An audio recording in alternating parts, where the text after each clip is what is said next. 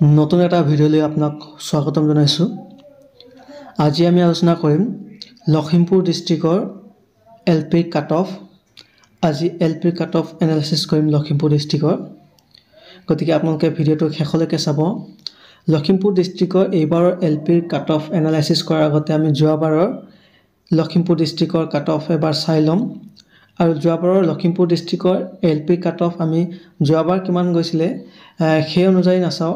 এইবাৰ আমি সকলোৱে জানো যে এইবাৰ নম্বৰ কাউণ্ট কৰা ছিষ্টেমটো টেটৰ ক্ষেত্ৰত বেলেগ কৈছে। গতিকে সেই অনুযায়ী ধৰি লওক টেটত এইবাৰ 85% ধৰা হ'ব LP ক্ষেত্ৰত, আৰু 5% হায়াৰ ছেকেণ্ডেৰী, 5% DLEDত ধৰা হ'ব। গতিকে সেই অনুযায়ী যদি চাওঁ এইবাৰৰ যে 85% টেট, হায়াৰ ছেকেণ্ডেৰী 5% আৰু DLED 5%, সেই অনুযায়ী যদি চাওঁ LPৰ ক্ষেত্ৰত যোৱাবাৰ কোনটো কেটেগৰীত কিমান গৈছিলে কাট অফ লখিমপুৰৰ ক্ষেত্ৰত যোৱাবাৰৰ চাম এইবাৰৰ যিটো হিচাপৰ পদ্ধতি, এই পদ্ধতি অনুসৰি যোৱাবাৰতো চাম লখিমপুৰৰ। তাৰপিছতেই আমি লগতে এইবাৰৰ কাট অফ কিমান যাব পাৰে সেইটো চাম লখিমপুৰৰ ডিষ্ট্ৰিক্টৰ সকলো কেটেগৰী। আৰু ইয়াৰ লগতে কৈ থওঁ এইবাৰৰ যি আমি জানো যে এইবাৰ LPৰ ক্ষেত্ৰত BED এপ্লাই কৰিব পৰা নাই BED প্ৰাৰ্থীসকলে। গতিকে লগতে NIS যিসকল উত্তীৰ্ণ আছিলে তেওঁলোকেও এইবাৰ আবেদন কৰিব নোৱাৰিছে। আৰু ধৰি লওক পুৰণা যিসকল টেট উত্তীৰ্ণ হৈ আছিলে, CTET হওক বা অসম টেট হওক, গতিকে তেওঁলোকৰ টেটৰ ক্ষেত্ৰত যথেষ্ট নম্বৰ আছিলে যদিও তেওঁলোকে একাডেমিক নম্বৰ কম থকাৰ কাৰণে তেওঁলোকে ইমান দিনে চাকৰি এটা পোৱা নাছিলে। কিন্তু এইবাৰ যি নতুন পদ্ধতি আহিছে এই পদ্ধতি অনুসৰি তেওঁলোকৰ এটা সুযোগ আছিলে। একাডেমিক নম্বৰ কম থকা স্বত্বেও এইবাৰ এটা পোৱাৰ সুযোগ আছিলে। কিন্তু এইবাৰ যি সুপ্ৰিম কোৰ্টে অৰ্ডাৰ দিছে যে NIS DLED এপ্লাই কৰিব নোৱাৰে ODL মোডৰ, গতিকে এই ছিষ্টেমে কিন্তু আকৌ পুনৰবাৰ তেওঁলোকক বঞ্চিত কৰিলে বুলি ক'ব লাগিব। গতিকে NIS এপ্লাই কৰিব পৰা নাই, লগতে BEDও এপ্লাই কৰিব পৰা নাই। গতিকে এই ক্ষেত্ৰত এইবাৰৰ কাট অফ কিমান যাব পাৰে, এইবাৰৰ কাট অফৰ ক্ষেত্ৰত কেনেধৰণৰ প্ৰভাৱ পৰিব, এই দিশ দুটাই কেনেধৰণৰ প্ৰভাৱ পেলাব, এইখিনি যথেষ্ট এইবাৰ চাবলগীয়া। ইমান দিনে NIS সকলেও এপ্লাই কৰিব পাৰিছিলে, BEDও এপ্লাই কৰিব পাৰিছে, কিন্তু এইবাৰ নোৱাৰে। গতিকে এইখিনি দিশ চোৱাৰ পিছত আমি এইবাৰৰ কাট অফখিনি আমি চাম। এইবাৰত এক্সপেক্ট কৰিছোঁ কাট অফ কিমান হ'ব পাৰে। গতিকে বলকচোন আমি এইবাৰৰ কাট অফখিনি চাওঁ। এইবাৰৰ কাট অফখিনি চোৱাৰ আগতে আমি যোৱাবাৰৰ কাট অফটো চাই লওঁ লখিমপুৰ ডিষ্ট্ৰিক্টৰ যোৱাবাৰৰ পোষ্ট অনুযায়ী। যোৱাবাৰ চাওক লখিমপুৰ ডিষ্ট্ৰিক্ট, প্ৰথমতে আমি STP চাম লখিমপুৰ ডিষ্ট্ৰিক্টৰ। STPত চাওক লখিমপুৰ ডিষ্ট্ৰিক্টত যোৱাবাৰ পোষ্ট আছিলে 21। ইয়াত চাই লওক এইখিনিতে যোৱাবাৰ STPত পোষ্ট আছিলে 21। আৰু মাৰ্ক আমি এইবাৰৰ ছিষ্টেম অনুযায়ী এইখিনি আমি মাৰ্ক ধৰি লৈছোঁ, মানে কাউণ্ট কৰিছোঁ। যোৱাবাৰ চাওক তেওঁৰ যিজন কেণ্ডিডেট আছিলে তেওঁৰ আছিলে হায়াৰ ছেকেণ্ডেৰীত আছিলে 69.400। গতিকে তেওঁৰ এইবাৰৰ 5% লোৱা হৈছে। 5% লোৱাৰ পিছত তেওঁৰ হৈছে 3.47। আৰু তেওঁৰ যোৱাবাৰৰ টেটত পাৰ্চেণ্টেজ আছিলে 57.333। গতিকে এইবাৰৰ তেওঁৰ 85%, এইবাৰৰ অনুযায়ী যিহেতু তেওঁৰ 85% লোৱা হ'লহেঁতেন, তেওঁৰ নম্বৰ হ'লহেঁতেন 48.733। এইটো 48.733 হ'লহেঁতেন। আৰু DLEDৰ যি তেওঁৰ 72.00 নম্বৰ আছিলে, সেইটো যদি এইবাৰৰ অনুযায়ী 5% লোৱা হ'লহেঁতেন, তেতিয়াহ'লে তেওঁৰ নম্বৰ হ'লে হয় 3.6 হ'লহেঁতেন। গতিকে তেওঁৰ সৰ্বমুঠ নম্বৰ হ'লেহেঁতেন যোৱাবাৰ যদি এইবাৰৰ ছিষ্টেমত কাউণ্ট কৰা হ'লে হয়, এইটো নম্বৰ হ'লেহেঁতেন 55.803 হ'লহেঁতেন। তেওঁৰ নম্বৰ 55.803 হ'লহেঁতেন যোৱাবাৰৰ। গতিকে যোৱাবাৰৰ কাট অফ ধৰি লওক 55.803 গৈছিলে STPৰ ক্ষেত্ৰত লখিমপুৰ ডিষ্ট্ৰিক্টত। লখিমপুৰ ডিষ্ট্ৰিক্টত যোৱাবাৰ কিমান গৈছিলে? লখিমপুৰ ডিষ্ট্ৰিক্টত STPৰ কাট অফ গৈছিলে 55.803 আৰু পোষ্ট আছিলে 21। আপোনালোকে যদি চেনেলটো ছাবস্ক্ৰাইব কৰা নাই ছাবস্ক্ৰাইব কৰি থ'ব। আমি এতিয়া নেক্সট কেটেগৰী চাম যোৱাবাৰৰ। যোৱাবাৰ এছ চি কাট অফ গৈছিলে চাওক লখিমপুৰ ডিষ্ট্ৰিক্টত পোষ্ট আছিলে 17 এইখিনিতে চাওক পোষ্ট 17 আছিলে আৰু এছ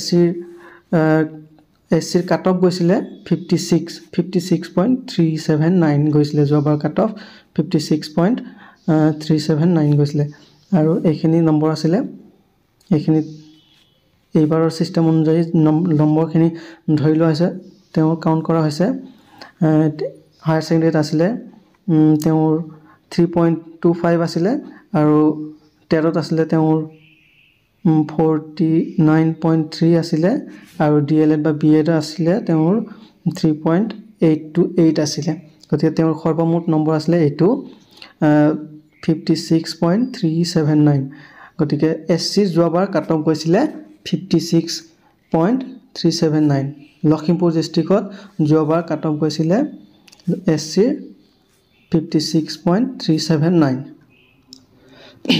এইখিনি চোৱাৰ পিছত আমি এইবাৰৰ এক্সপেক্টেড কাট অফ চাম বাৰু গতিকে আমি SC চালোঁ এইবাৰ আমি চাম OBC যোৱাবাৰ OBC পোষ্ট আছিলে লখিমপুৰত 29 পোষ্ট আছিলে OBC লখিমপুৰত আৰু কাট অফ গৈছিলে যোৱাবাৰ লখিমপুৰত 58.342 যোৱাবাৰ লখিমপুৰত গৈছিলে 58.342 গৈছিলে কাট অফ আৰু তেওঁৰ হায়াৰ ছেকেণ্ডেৰীত আছিলে কাট অফৰ হায়াৰ ছেকেণ্ডেৰীত আছিলে 3.66 আৰু টেটত আছিলে 51 আৰু DLED বা BEdত আছিলে 3.682 আছিলে আৰু কাট অফ গৈছিলে তেওঁৰ নম্বৰ টোটেল হৈছিলে 58.342 গতিকে এইটো গৈছিলে লখিমপুৰত যোৱাবাৰ কাট অফ OBC ঠিক তেনেদৰে আমি আনৰিজাৰ্ভৰ চাম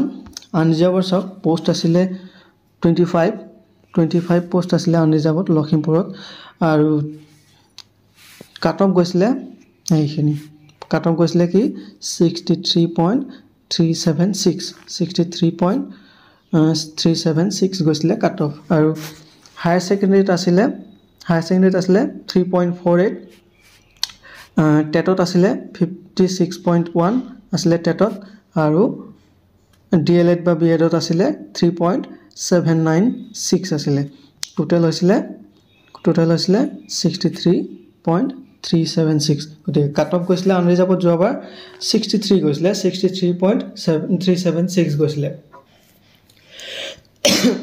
আৰু এতিয়া আমি এইবাৰৰ কাট অফ চাম এইবাৰ এক্সপেক্টেড কাট অফ এতিয়া আমি চাম যোৱাবাৰৰ তুলনাত এইবাৰৰ ক্ষেত্ৰত আমি ক'লোৱে যে এইবাৰ যথেষ্ট পোষ্ট আছে লখিমপুৰৰ ক্ষেত্ৰত লখিমপুৰত ছেকেণ্ড হায়েষ্ট এইবাৰ পোষ্ট আছে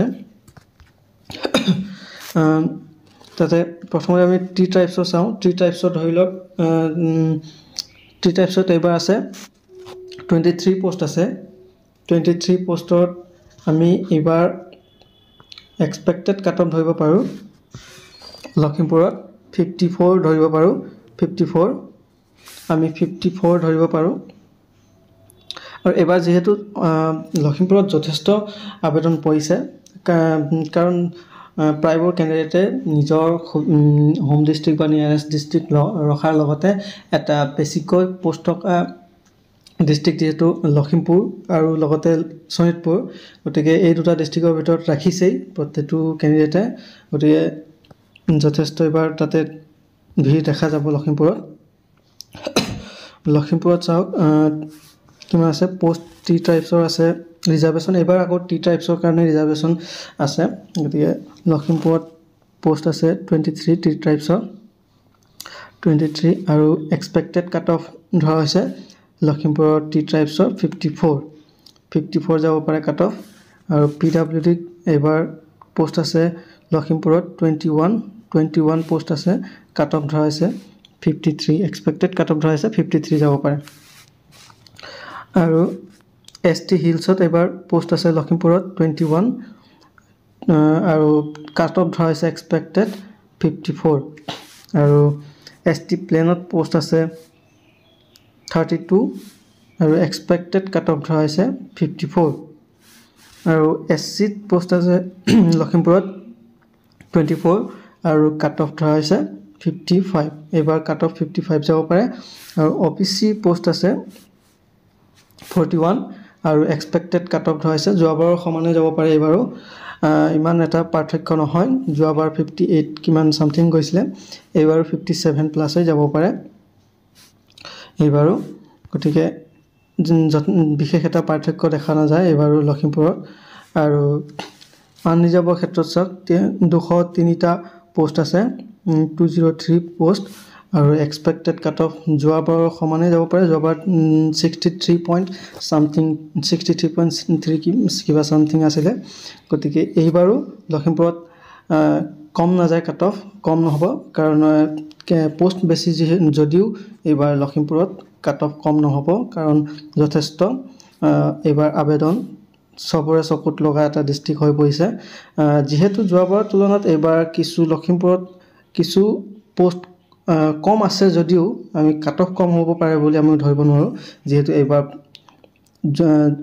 যোৱাবাৰৰ তুলনাত এইবাৰ লখিমপুৰ ডিস্ট্ৰিক্টত কাট অফ টোটাল পোষ্ট বেছি আছে যদিও আমি কাট অফ কম যাব পাৰে বুলি ধৰিব নোৱাৰো কাৰণ হল এইবাৰ প্ৰতিটো ক্যান্ডিডেটে আন ডিস্ট্ৰিক্টত আবেদন কৰাৰ উপৰিও লখিমপুৰ অথবা শোণিতপুৰ এই দুটা ডিস্ট্ৰিক্ট ৰাখিছে থাৰ্ড প্ৰিফাৰেন্সৰ পৰা যিকোনো এটা প্ৰিফাৰেন্সত মুঠতে ৰাখিছে এবাৰ লখিমপুৰ ডিস্ট্ৰিক্ট গতিকে কিবা প্ৰকাৰে লখিমপুৰত হলেও পাব লাগে জৰ ক্যান্ডিডেট হলেও বা তেনে ধৰণৰ মানসিকতাৰে লখিমপুৰ এটা ডিস্ট্ৰিক্ট বা শোণিতপুৰ এটা ডিস্ট্ৰিক্ট ৰাখিব পাৰে গতিকে কাট অফ যোৱাবাৰৰ সমানে হ'ব পাৰে লখিমপুৰত এইবাৰ পোষ্ট বেছি হলেও কাট অফ কম নহয় এইবাৰ লখিমপুৰত গতিকে এইখিনি আমি এক্সপেক্ট কৰিলো কাট অফ আকৌ এবাৰ কৈ দিছো টি ট্ৰাইবছৰ 54 যাব পাৰে পিডব্লিউডিৰ 53 যাব পাৰে এসটি হিলছৰ 54 যাব পাৰে এসটি প্লেনৰ 54 যাব পাৰে এসসি যাব পাৰে 55 OBC যাব পাৰে 57 প্লাস আৰু আনৰিজাৰ্ভ যাব পাৰে 62 প্লাস যাব পাৰে গতিকে এইখিনি আমি এক্সপেক্টেড কৰিছো আপোনালোকৰ মতে এইবাৰ কিমান যাব পাৰে ক্যাটেগৰি ওয়াইজ আপোনালোকে পাৰিলে কমেন্টত জনাই দিব আৰু চেনেলটো যদি সাবস্ক্ৰাইব কৰে সাবস্ক্ৰাইব কৰি ধৰি দিব এনে ধৰণৰ ভিডিও আগলৈ পাই থাকিব গতিকে লাইক এটা কৰি দিব ধন্যবাদ